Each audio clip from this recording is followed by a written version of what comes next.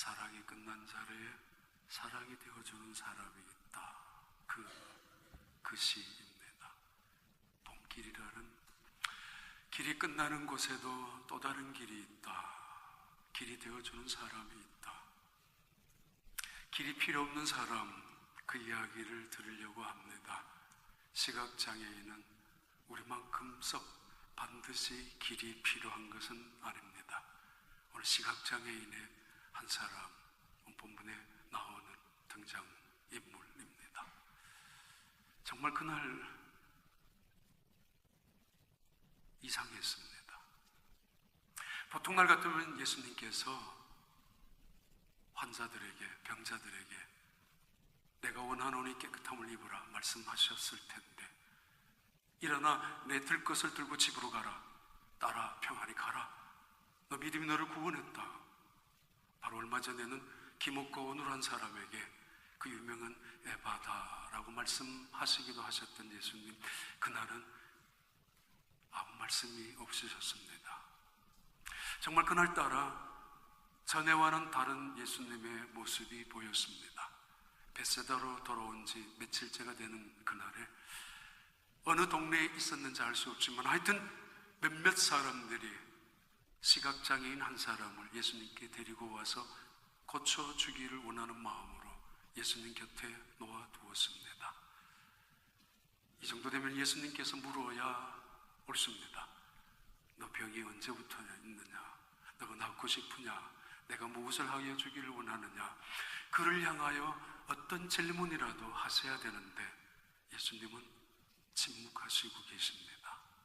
단 한마디도 언급하지 아니하시고 오히려 당황하고 있을 그 시각장애인의 손을 잡고 예수님은 한 걸음 한 걸음 그 마을 밖으로, 다른 사람들이 보이지 않는 그곳으로 그 사람을 데리고 나가셨습니다.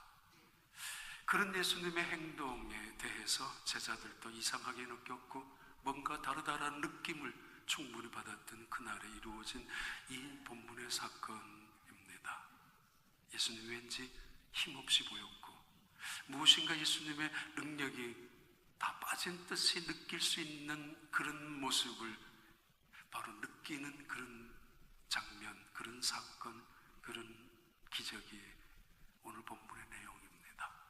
아니나 다를까 그 예수님께서는 멀리 떨어진 동네에서 그곳으로 데려가서 그 시각장애인에게 안수를 합니다.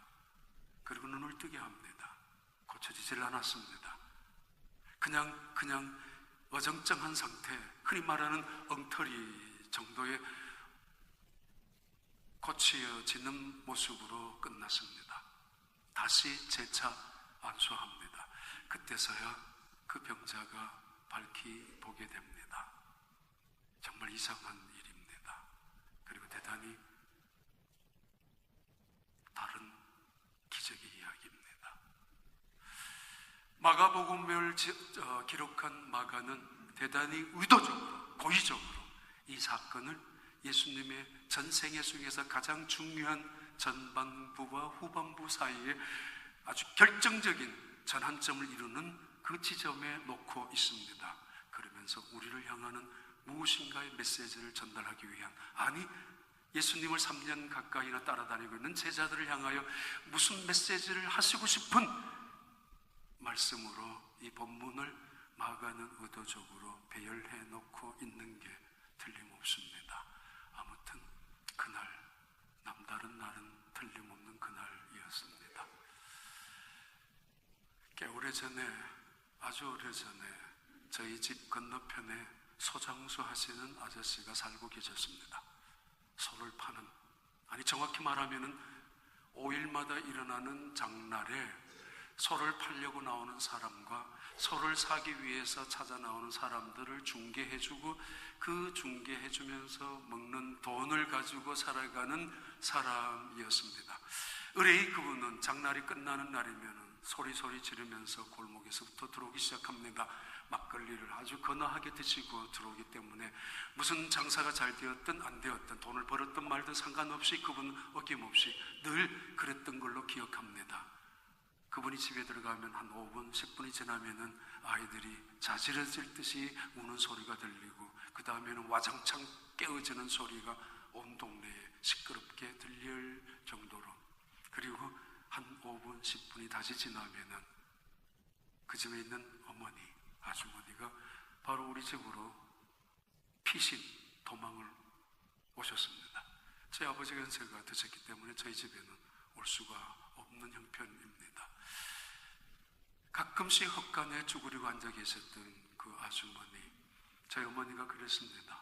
갑순이 어머니, 딸이 6명이었는데 갑순이 어머니가 거기 계시지 마시고 마루에 올라오세요. 꽤 오래전에 이런 비슷한 이야기를 한 적이 있습니다만, 그때 이 할머니, 아주머니가 저희 어머니한테 물었던 질문이 오랫동안 제 마음에 남아 있었습니다. 제 엄마는 교회 다니죠? 예. 하나님 믿죠? 예. 그럼 하나님이 어디 계세요? 보여달라고. 정말 하나님이 계시다면은 저런 원수 덩어리 같은 인간을 왜 빨리 안 죽이느냐고. 그냥 답답해서 그냥 지옥 같은 자기의 가정생활이 힘드니까 푸념하듯이 탄식하듯이 내뱉어낸 이야기이기도 합니다. 하나님은 어디 계시는가? 정말 하나님 보여달라고 한 번쯤. 학교 다닐 때 늘 가방에 탄티 하나를 들고 다녔던, 집어넣고 다녔던 친구도 있었습니다. 기분 나쁘면 그걸 들고 나와서 때리고, 내수 틀르면 그거 들고 나와서 싸움을 해야 했었던 그 사람, 그런 사람도 있었고, 얼마 전입니다. 한 번은 서울 강남에 고속터미널 옆에는 책방이 많습니다. 기독교 서적. 거기에서 우리 교회에 다녔던 한 집사님을 만났는데, 그 집사님이 성경 공부 시간 이런 말을 한 적이 있습니다. 자기가 3년 만에 지상사 직원이었는데 3년 만에 한국에 나갔는데 아버지가 변했다고. 어떻게 그런 걸 느꼈냐면은, 공항에 나가서 이제 집으로 가는 길에 아버지와 어머니와 함께 식당에 들렸다고. 식당에 갔는데 식당에서 한국에는 저거 물수건을 주지 않습니까? 그 물수건을 닦으면서 손을 닦고 이제 식사를 하는데, 물수건을 닦는데 그 티슈 같은 물수건에서 냄새가, 퀴퀴한 냄새가, 조금 역겨운 냄새가 났던가 봐요. 소독이 덜 됐는지 아니면 잘못 삶았는지. 전에 같으면은 그냥 있을 아버지가 아니었거든요. 그 딸은 그 순간에 긴장을 했었대요. 아빠가 틀림없이 주인을 오라 그러든지 일하는 종업원을 불러서 한마디 할 텐데, 그게 마치 자기의 사명인 것처럼 그렇게 살아오셨던 분이거든요. 그게 정의라고 믿고 왔었거든요. 누군가를 한마디를 해야 된다라고 믿었거든요.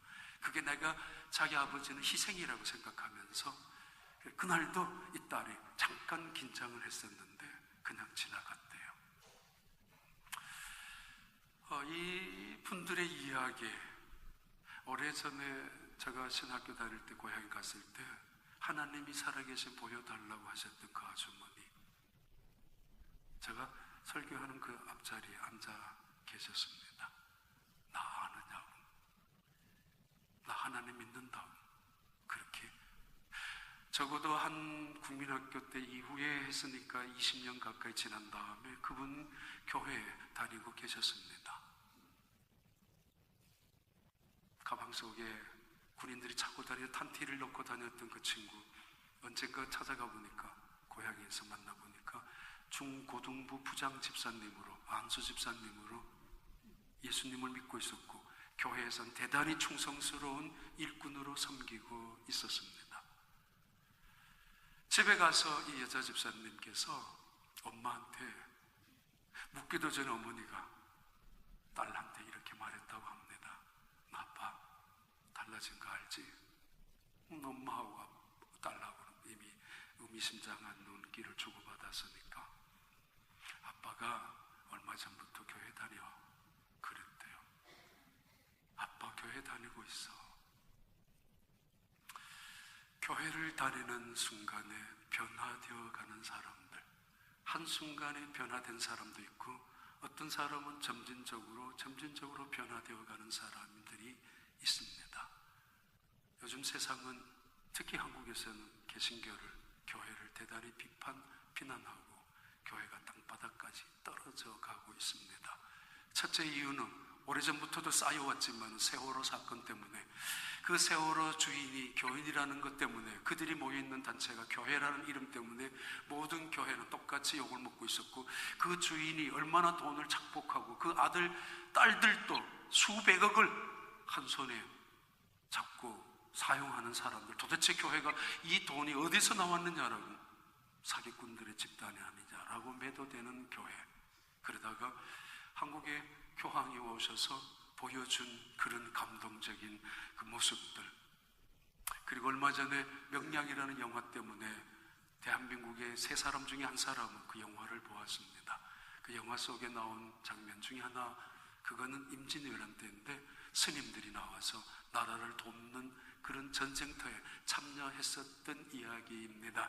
물론 감독이 또는 연출가가 고의적으로 일부러 기독교를 폄하시키기 위해서 의도적으로 집어넣은 건 아니지만, 하여튼 그 영화를 본 사람들도 교회를 향하여 비난한다고 합니다. 도대체 교회는 뭘 했느냐고, 도대체 그리스도인들은 뭘 보여주고 있느냐고. 꿀먹은 버거리처럼 할 말은 없지만은, 그러나 그렇지 않습니다. 결코 그렇지 않습니다. 덩달아서 함께 손가락질하고, 덩달아서 함께 나는 아닌 것처럼, 심지어 우리 교회는 아닌 것처럼 세상의 교회들을 비난해서는 안 될 것입니다. 그날 남다른 날, 예수님께서는 시각장애인 한 사람을 데리고 밖으로 나가셨습니다. 두 가지 질문이 가능합니다. 첫째 질문은, 예수님께서는 왜 하필 그 동네에서 수많은 사람들이 보는 자리에서 이 병자를 띄어 눈을 보게 하지 않았을까? 뭔가 자신이 없었단 말인가? 그리고 더더구나 나중에 다 고쳐놓고 나셔서 왜 이 예수님께서는 이 병자, 고침받은 병자를 동네로 들어가지 못하게 하셨단 말인가? 굳이 또다시 언급하셨는가? 이상한 말씀입니다. 이해하기 쉽지 않는 말입니다. 두 번째 질문을 던진다면은, 예수님께서 무엇이 부족한가? 즉시 파도를 향하여, 바람을 향하여 꾸짖을 있었던 예수님, 한순간에 병자를 향하여 말씀하시면 그 순간에 즉시 고침을 받았고, 바다 위를 걸으시면서 풍랑을 향하여 단 한 번 말씀하시면 순식간에 모든 것이 순종할 수 있었던 그 예수님인데, 왜 이 시각장애인에게는 한 번만의 그런 즉시, 특히 마가복음에 자주 반복되고 강조되는 즉각적으로 바로 고침을 받지 못했단 말인가? 그 사람의 믿음의 부족인가? 아니면 예수님의 능력이, 메시아됨의 그 능력이 이제는 다 사라졌단 말인가? 라는 두 가지 질문을 염두에 두시고 본문을 이해하실 필요가 있을 것입니다. 이것이 오늘 본문의 주제이기 때문입니다. 더더욱 중요한 것은 이 결정적인 사건이, 이 사건이 그 제자들을 향하여 중요한 터닝 포인트가 됐고, 그리고 이 사건은 예수님의 전반기 후반기를 가로지르는 가장 중요한 한 정점에 있는 그런 사건, 그리고 중요한 메시지입니다. 우리에게 무엇을 말씀하시기 위하여 이렇게 가장 중요한 순간에 배열하고 있는가? 마가는 제자들에게 무엇을 하시고 싶은 예수님의 말씀을 알아채고 있는가? 오늘 그리스도인들에게, 예수님을 믿는다고 말하는 그리스도인들에게 무엇을 보여주고 싶은 것인가? 그 첫 번째 말씀이 마가복음 8장 22절부터 23절까지 나오는 말씀이 이렇게 시작합니다. 벳세다에 이르매 사람들이 맹인 한 사람을 데리고 예수께 나와 손대시기를 구하거늘. 23절, 예수께서 맹인의 손을 붙잡으시고 마을 밖으로 데리고 나가셨다. 날 때부터 소경되었는지, 후천적으로 소경이 되었는지, 시각장애인이 되었는지, 아마 그 당시에 위생의 청결의 문제가 많았을 것입니다. 뜨거운 태양 강선에 노출되었던 그때 꽤 많은 사람들이 태어난 이후에 후천적으로 어떤 안염에 걸려서, 질환에 걸려서 제대로 치료하지 못해서 즉각 그때에 아마 그래서 꽤 많은 사람들이 그 당시 일어나는 먼지로 인하여 시각의 장애를 불편을 겪었는지도 모르겠습니다. 아무튼 한 사람을 꽤 많은 사람이 예수님께 데리고 왔습니다. 예수님은 아무 말씀하지 않습니다. 언제부터 이랬느냐고, 얼마나 힘들었느냐고, 왜 이렇게 되었느냐라고, 내가 너에게 무엇을 해주기를 원하느냐고 한마디도 하지 아니하시고 그의 손을 잡고 동네 밖을 나가십니다. He took the blind man, led him, 그리고 outside the village. 아무 말씀도 안 하시고, 어쩌면 한 번도 인도견, 맹인들을 위한 계로 그게 그 당시에 어디 있었겠습니까? 또는 맹인들, 소경들을 위한 지팡이 어디 있었겠습니까? 따뜻한 손 한 번 잡아본 적이 없는 이 시각장애인, 누군가가 한 번도 그의 마음을 배려해 본 적이 없이 쏜살같이 혼자 세상을 걸어다니는 이 세상 속에 누군지는 알 수 없지만은 예수님께서 그의 손을 붙잡고 한 걸음씩 옮겨가면서 아마 대단히 천천히 어쩔 수 없이 동네 밖으로 가셨습니다. 그 모습이 참 이상했을 것입니다. 여기서 고칠 수 있을 텐데, 시위도 하면서 과시하면서 그 메시아의 능력을 한 번 더 확실하게 보여줄 수도 있을 텐데, 그는 그 사람을 데리고 밖으로 어쩌면 힘없이도 걸어갔는지 모르겠습니다. 그렇게 나가셨습니다. 왜?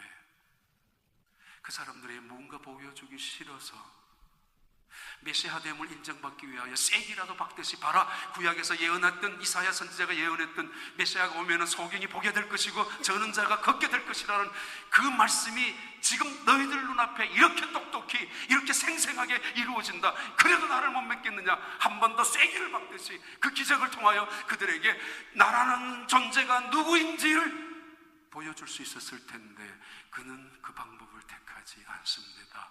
메시아됨의 기적을 오해받을까봐, 메시아가 단순히 기적을 베푸는 메시아, 그거 오해받을까봐 그거 싫어서 그냥 떠났을 가능성도 있습니다. 아니면은 이 시각장애인의 마음을 배려하기 위하여 그 환자의 마음을 배려하는 의사의 마음처럼 당장 눈이 뜨지면은 당황할 수도 있고, 아니면 사람들 앞에서 어쩌면은 낭패를 당할 수도 있을는지 모르니까 이 사람이, 그래서 그를 다른 사람들이 보이지 않는 곳에 그의 마음을 배려하는 심정으로 따로 한적한 곳에, 아니 한적한 곳은 적합한 곳일런지도 모르겠습니다. 기적을 행하기에 말입니다. 바로 그것이 예수님을 믿는 첫 번째 단계라고 볼 수 있지 않겠습니까? 한 동네에서 밖으로 데리고 나오시는 예수님의 모습, 이것을 신학적으로는 교회라고 부릅니다. 에클레시아, 세상 속에 있던 우리를 부르셔서 교회 세상 밖으로 불러내셔서 모아놓는 그 단체, 그들의 모임을 교회라고 하는데, 예수님께서는 한 사람을 끌고 그 벳세다라는 동네 밖으로 데리고 오셨습니다. 그리고 예수님과 그 환자, 그 병자, 그 시각장애인이 함께 있는 그 자리, 그곳은 예수님의 이름으로 모이는 그 자리, 첫 번째 믿음의 과정 단계가 바로 나오는 단계요, 교회의 단계요, 그리고 첫 번째 시작하는 단계라고 볼 수 있을 것입니다. 그러나 그 이상의 의미가 있습니다.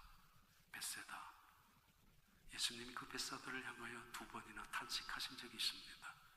화 있을진저 벳세다야, 화 있을진저 고라시나, 내가 너희들에게 베풀었던 그 은혜, 내가 너희들에게 앞에서 보여주었던 그 기적, 너희들에게 보여주었던 하나님의 나라의 말씀, 그것을 차라리 두로와 시돈에서 행했었더라면 이미 그 땅의 사람들은 베옷을 입고 제 위에서 눈물을 흘리고 가슴을 치며 회개하고 있었을 것이라고. 수없이 그 많은 사람들이 너희들이 비웃고 너희들이 악하다라고 너희들이 조롱하는 그 이방인 땅에서 내가 너희들에게 베풀었던 그 많은 기적 중에 반만이라도 10분의 1이라도 행했었더라면 그들은 지금쯤 울면서 회개했을 것이라고.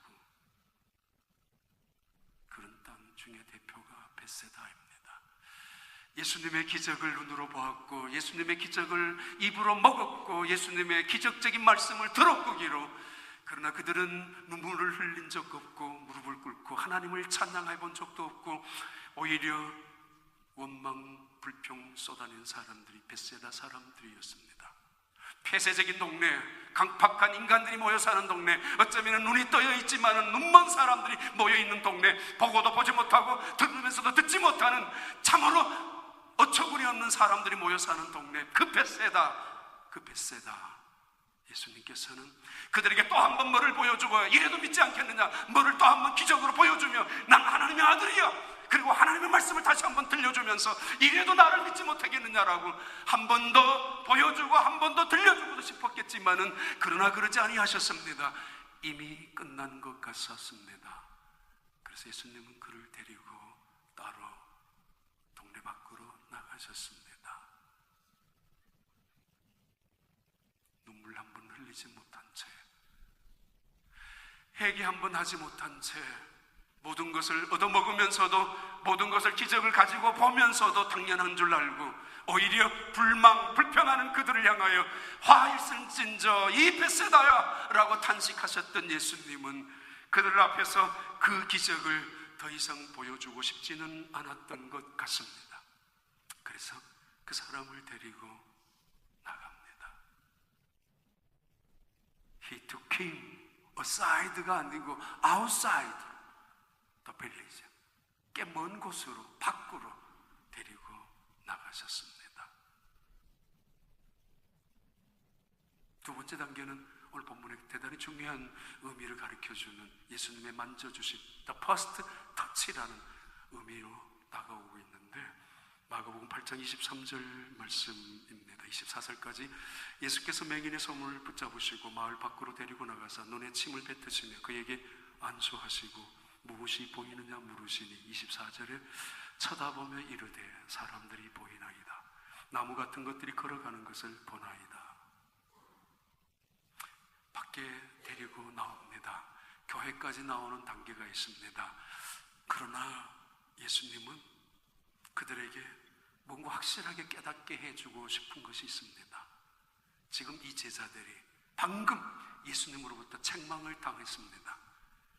바다 위를 걸어오셨던 예수님을 보고 유령으로 여겼던 제자들, 그 예수님을 알아보지 못한 채로 보리떡 5개와 물고기 2마리로 5,000명을 먹이고 몇 강주를 남았느냐? 12강줄이에요. 보리떡 7개와 물고기 2마리를 통해서, 2-3마리를 통해서 먹인 사람을 내가 몇 사람 먹였니? 4,000명이에요. 그때 몇 강줄이 남았지? 7강줄이 남았습니다. 그런데 떡이 없다고 불평해? 떡 한 조각밖에 없다고 싸워? 밥그릇 때문에 싸우고? 아니, 염려하고 걱정하고 근심한단 말이야? 내가 너희들에게 바로 얼마 전에 이 떡을 가지고, 아니 아무것도 없는 것 중에서 5,000명, 7,000명을 먹이고도 남은 떡강줄이를 보고도 믿지 못하고 듣고도 깨닫지 못하느냐고. 이 어리석은 자들아, 아직도 깨닫지 못하니? 그러면서 교회 다니고 있는 그들, 나를 따라다니고 있는 제자들을 향하여 하시는 말씀 앞에 바로 본문에 이 소경이 등장하게 됩니다. 예수님이 그에게 안수하십니다. 안수하시고 그에게 물으십니다. Do you see anything? 뭘 보고 있느냐? Do you see anything? 교회 와서 여러분 무엇을 보고 있습니까? 예수 믿으면서 여러분 지금 무엇이 보여집니까? 예배를 드리면서 여러분 무엇을 보려고 애를 쓰고 계십니까? 그 주님 앞에 잠시 머뭇하고 있는 시각장애인, 한 번도 자기에게 그렇게 물어본 적이 없는 누구도 감히, 아니 이상한 질문이 시작이기도 합니다. 지금까지도 한 번도 그런 질문을 물어본 적도 없는 예수님이 이 질문을 왜 하십니까? 무엇이 보이느냐고. 자기가 고친 것이 믿음지 않아서, 자기가 능력이 나간 것이 어정쩡한 것 같아서 자기도 느끼니까 자신이 없어서 너 뭐 보이니? 뭐 그렇게 묻는 것이라고 생각하십니까? 대단히 의도적입니다. 그분의 능력이 부족해서 단 한 번에 고치지 못했단 말입니까? 아니면 이 상대방의 믿음이 연약해서 그래서 너 믿음 탓이야 라고 생각해서, 아니면은 이 병자를 고치는 것이 얼마나 간단하지 아니하고 쉬운 일이 아니고 이것은 능력이 있어야 하고 이것이 얼마나 힘든 일이라는 사실을 한 번 더 그에게 아니면 제자들에게 보여주기 위한 제스처라고 생각하십니까? 그런 의미는 결코 아닙니다. 분명히 의도적인 질문입니다. Do you see anything? 머뭇거리고 있는 이 사람, 보통 같으면 즉시 환호하고 보통 같으면 즉각적으로 벌떡 일어나가지고 하늘을 향하여 두 손을 들고 펄펄 뛰면서 흥분해야 합니다. 내가 보인다고, 본다고, 다 보고 있다고. 그러나 그날만큼은 달랐단 말입니다. 머뭇거리고 주저하고 있는 이 사람, 잠시 침묵하다가 말합니다. 예, 보입니다. I see people. 예, 사람을 봅니다. 그런데 그 사람들이 나무처럼 보인다고. They look like trees walking around. 마치 나무들이 움직이고 나무들이 걸어다니는 것처럼 보이고 있다고. 혹시 선무담이 사람 잡는다는 거 아십니까? 맞습니다. 선무담이 사람 잡을 수 있습니다. 내가 무엇을 보고 있느냐? 3년 가까이 따라다녔던 제자들을 향하여 들으라고 묻는 질문입니다. 그리고 전반기의 사역을 마무리하면서 중요한 새로운 전환점을 이루어가기 위하여, 터닝 포인트로 삼기 위하여 그를 향하여, 그리고 오늘 우리를 향하여 여지없이 아주 과격하게 묻는 질문이기도 합니다. 무엇이 보이느냐고. Do you see anything?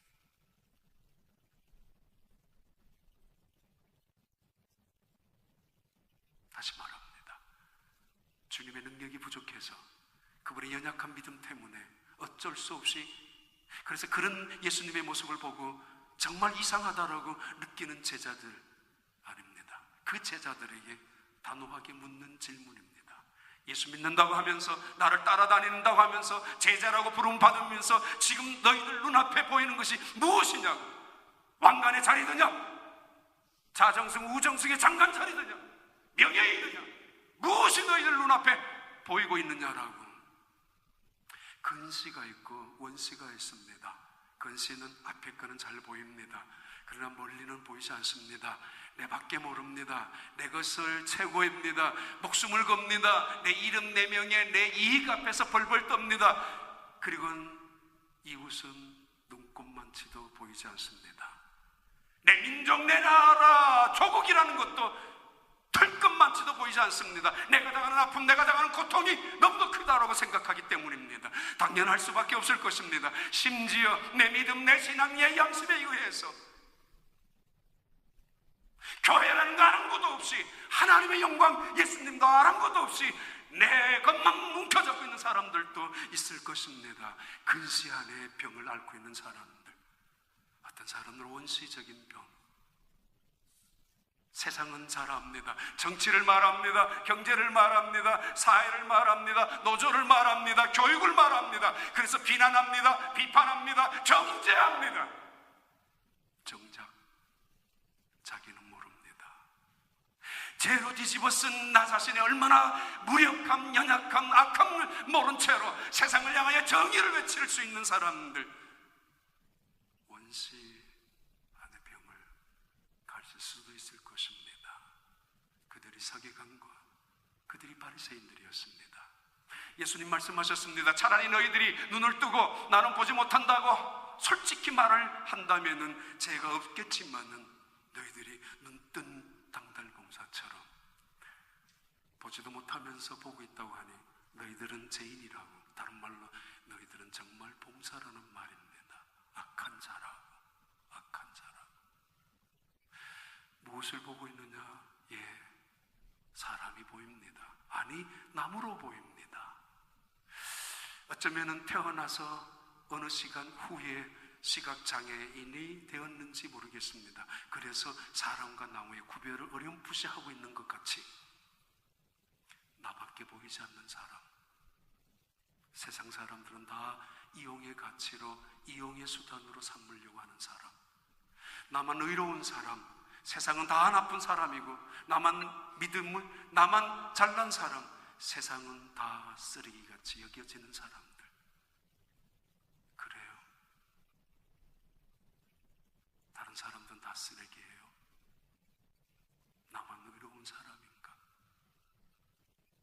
예수님 묻습니다. 무엇을 보고 있느냐고. 그는 솔직히 고백합니다. 진지하게 고백합니다. 그러면서 어쩌면 포기할 수 있고 원망할 수 있습니다. 눈을 띄어진다고 여기까지 끌고 와서 이게 뭐야? 원망할 수 있고 불평할 수 있을 것입니다. 그러나 그의 마음속에 가느다란 희망이 있습니다. 제대로 보고 싶다, 제대로 알고 싶다, 바로 믿고 싶다, 하나님을 정말 제대로 깨닫고 싶고 예수가 누구인지 하나님의 임재와 하나님의 사랑과 예수 그리스도의 말씀을 내가 제대로 붙잡고 싶고 내 눈으로 보고 싶고 믿고 싶다라고. 새가족 축복의 여정을 하면서 지난주에 그런 분들이 계셨습니다. 하나님 더 알고 싶어서 왔다고, 예수님 바로 더 믿고 싶어서 왔다고.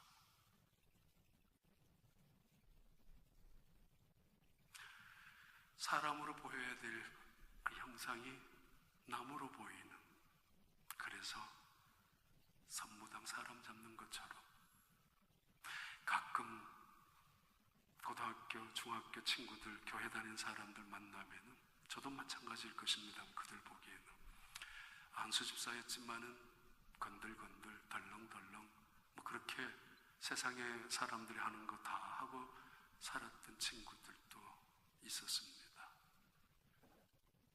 급진적인 변화를 가지고 나 예수 믿었는데 이제는 내 성질 하나 못 바꾸겠느냐, 그래서 티슈 하나 금방 말이 여기까지 나올 수 있었겠지만은 그러나 멈추는 사람, 내가 예수 믿으면서 바꿔줘야지. 머뭇거리다가 나무가 움직이는 게 보인다고 말한 그 시각장애인 소경을 예수님께서 다시 안수하십니다. Jesus put his hands on his eyes, the blind man's eyes. 다시 once more, 다시 타치하십니다. 왜 그랬을까요? 우리에게 세컨 찬스를 주기 위하여, 우리에게 점진적인 변화가 필요하다는 것을 위하여. 급진적인 변화, 모세나 사도 바울 같은 사람은 급진적으로 변하는 사람들이었지만은 한순간에 변하지만은 대부분의 사람들은 점진적으로 그리고 어느 단계적으로 아주 뉴트럴리 체인지 또는 컨버션을 경험하는 것이 자연스러운 많은 사람들의 모습입니다. 이 제자들이 그랬습니다. 이사야서 42장 한번 볼까요? 이사야서 42장 18절부터 20절까지의 말씀인데, 너희 못 듣는 자들아 들으라, 너희 맹인들아 밝히 보라. 19절, 맹인이 누구냐? 내 종이 아니냐? 누가 내가 보내는 내 사자같이 못 듣는 자겠느냐? 누가 내게 충성된 자같이 맹인이겠느냐? 누가 여호와의 종같이 맹인이겠느냐? 하나님의 탄식하는 절망하는 절규입니다.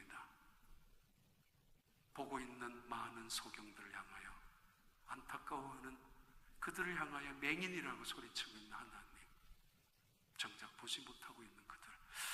예레미야 5장 21절에는 이렇게 말씀합니다. 어리석고 지각이 없으며 눈이 있어도 보지 못하며 귀가 있어도 듣지 못하는 백성이여, 이를 들을지어다. 이를 들을지어다. 우리에게 눈 떴다고 다 본다는 게 아니죠. 귀가 있다고 다 듣는다는 게 아니죠. 예수 믿는다고, 세례받았다고, 집사되었다고, 교회 나온다고 다 변화된 건 아니죠. 그런데 세컨 찬스, 세컨 터치, 바로 주님께서 우리에게 원하시는 것입니다. 제자들에게 말씀하시는 의도가 여기 있습니다.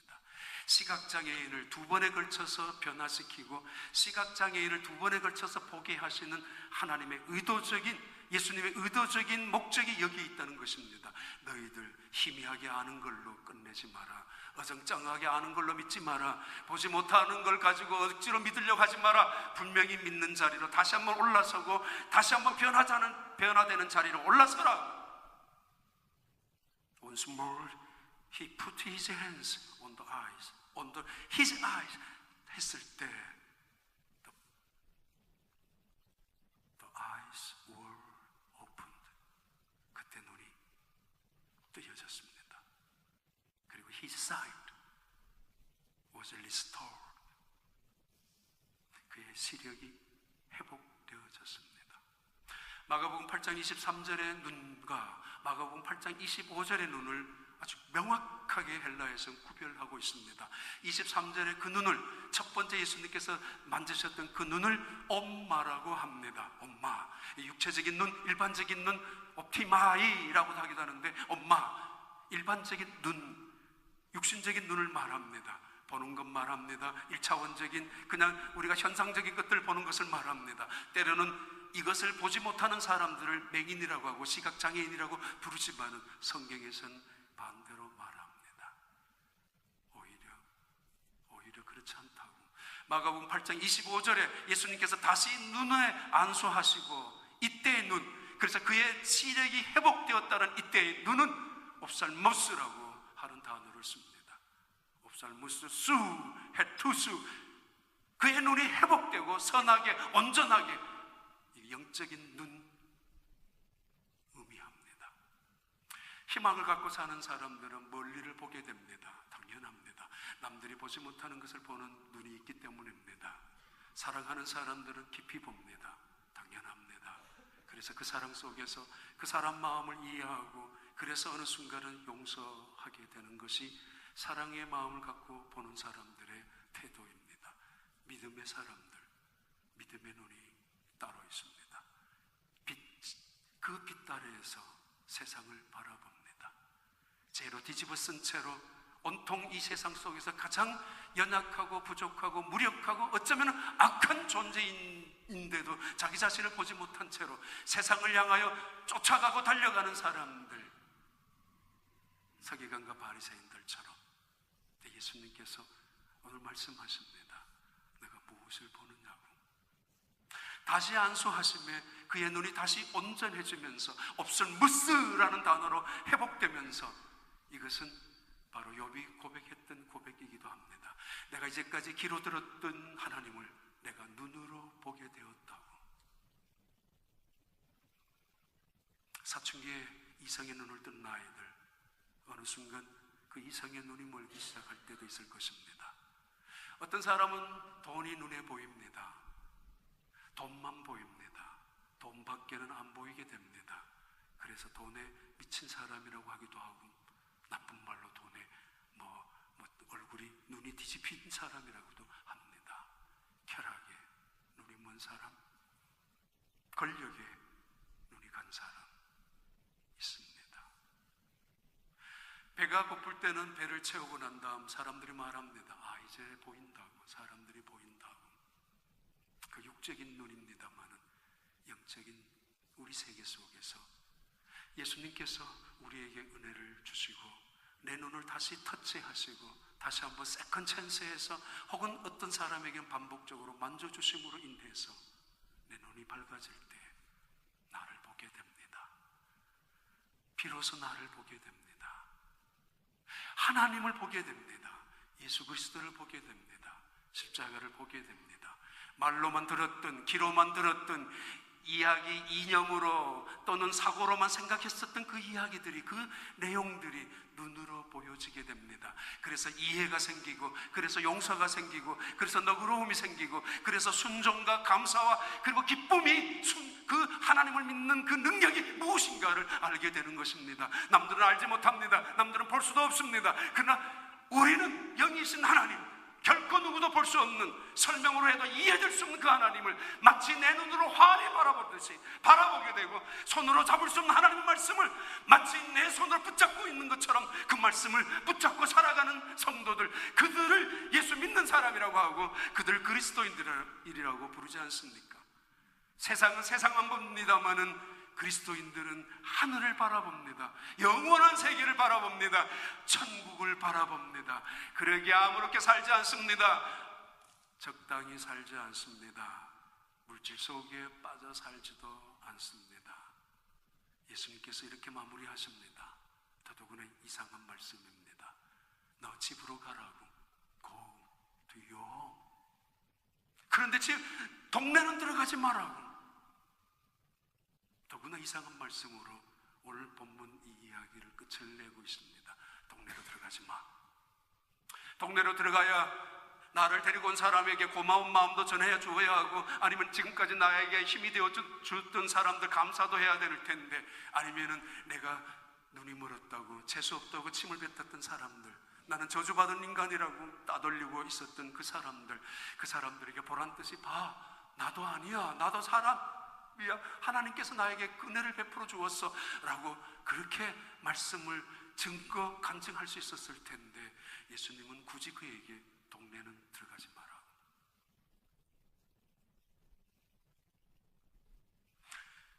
유명한 웰즈의 책이 있죠. The Country of Blind, 맹인의 나라. 또는 애꾸눈이 살고 있는 동네라는 에피소드 이야기도 많이 할 겁니다. 그 동네, 과거로 돌아가지 마라. 그 이야기도 하고, 폐쇄적이고 눈먼 사람들이 살고 있는, 눈은 떴지만 당달봉사로 살아가는 그들, 보이는 현상 속에서 싸우고, 보이는 것들 속에서 시비 걸고, 보이는 것이 전부인 줄 알고 그것에 목숨을 걸고 있는 그들과 똑같이 되지 마라. 다시 때로는 한쪽 눈이 먼 사람처럼, 애꾸눈처럼 인생을 삐딱하게 보며 인생을 비난하며 그렇게 살지 마라. 인생은 소중한 거야. 눈을 뜨고 보면은 길이 있는 곳, 길이 끝나는 곳에 길이 있고, 길이 끝나는 그곳에 길이 되어주는 사람도 있는 것처럼, 예수님이 그렇게 우리에게 길이 되어주신 거 아닙니까? 마지막 이 땅에 사랑이 없는 곳에서도 사랑이 되어주는 사람들도 많이 있는 세상 속에 우리 살아가고 있습니다. 가방에 단티를 들고 다녔던 그 친구, 몇 년 전에 갔을 때 당회원이 되었습니다. 식당에 같이 가면은 중요한 건 별거 하나도 아니지만은 그래도 제 마음속에는 감동이 이런 적이 있습니다. 기다렸다가 제 신발을 돌려놓고 들어오고, 미리 나가서 제 신발을 돌려놓고, 목사가 뭐 대단한 건데, 그런데 그분이 제대로 눈이 뜨여지고 나니까, 제대로 눈을, 주님께서 그의 눈을 만져주고 나니까, 제대로 변하고 나니까, 멸치 장사하면서 동네 사람들에게 교회는 다니는 안수 집사였지만은 제대로 칭찬과 존경과 신뢰를 받지 못했던 이야기를 들었습니다만은, 그러나 언제부터인지 주님이 다시 한번 그의 눈을 만져주심으로, 어느 기회였든지 어느 사건이었든지 그는 진실로 모두에게 존경받는 사람으로 변해되었는 것을 보았습니다. 하나님이 살아계시면 나에게 보여달라고 했었던 그 아주머니, 할머니가 된 채로 교회에서 권사님으로 계셨을 때 한번 저한테도 이렇게 말했습니다. 이 목사, 하나님 살아계시지? 나 알아. 하나님 살아계신 거 나 안다고. 살아가면서 물질만 보이고 물질만 움켜잡았던 사람들, 물질 다 떠나고 나니까 이제는 절망밖에 남지 않았다고요. 어떤 분 말합니다. 그러고 나니 이제 하나님 보이기 시작한다고. 믿었던 사람들 하나둘 떠나가면서 외로움 속에서 이제는 살 가치조차 없다고, 이제는 죽는 일만 남았다고 탄식하는 사람도 있지만, 어떤 사람이 이렇게 고백합니다. 목사님, 하나님, 예수님 보인다는 게 뭔지 알겠어요. 맞아요. 예수님 믿는다는 게 이것이라는 거. 보이기 시작해요. 내가 보여요. 그 사람의 마음의 아픔도, 그 사람의 마음의 눈물도, 그 사람 속에 깊이 감겨준 상처까지 보이면서 진심으로 용서가 무엇인지, 사랑이 무엇인지 이해하고 깨닫게 되고, 아니 나밖에 몰랐던, 내 가족밖에 몰랐던 내 인생 속에서 이제는 하나님이 누구인지 보이기 시작하며, 교회가 얼마나 귀중한 존재인지, 하나님이 왜 교회를 세워놓았는지 비로소 깨달으면서 내가 해야 될 말들을 멈추기 시작한 사람들, 하나님이 보인다라고. 요한계시록 3장에 나오는 말씀 마지막하고 마치도록 합니다. 계시록 3장 이런 말씀입니다. 내가 말하기를 나는 부자라 부여하여 부족한 것이 없다 하나 내 공고한 것과 가련한 것과 가난한 것과 눈먼 것과 벌거벗은 것을 알지 못하는도다.